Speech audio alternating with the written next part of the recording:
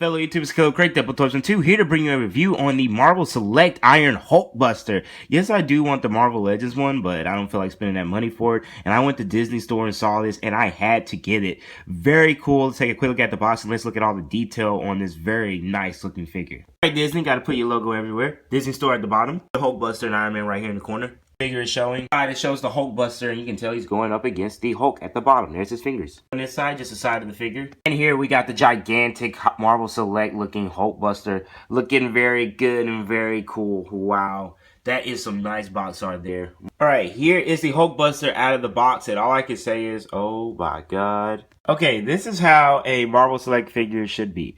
I got the Marvel Select Deadpool, and it really kind of crushed me because it had no articulation. It was so stiff. I couldn't move anything.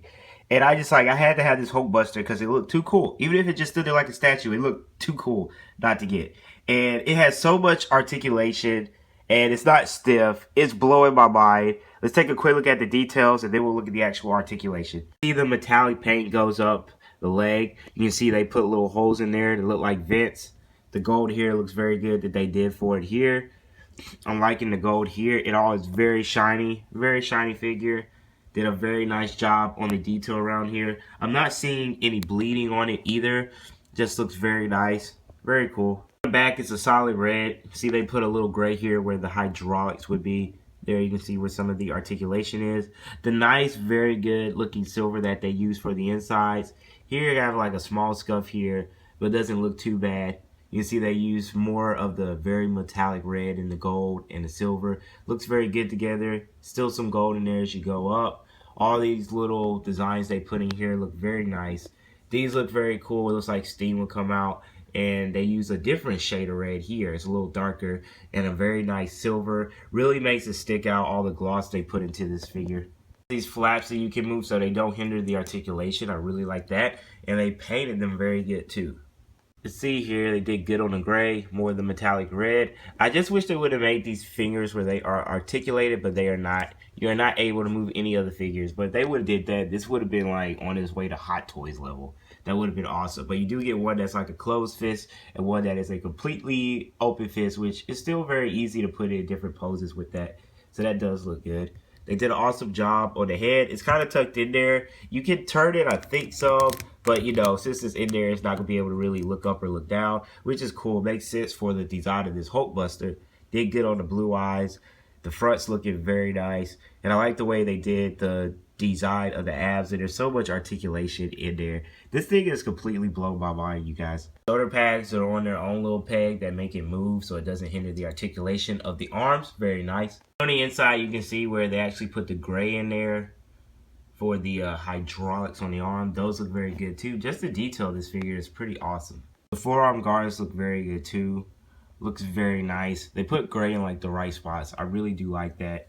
It's just an awesome looking figure, and it's solid. Like, I don't know if it's because Hasbro started making cheaper material out of the figures for their Marvel Legends, but this one just seems more solid. So Marvel Select hasn't taken a road to be very cheap yet, which is very good.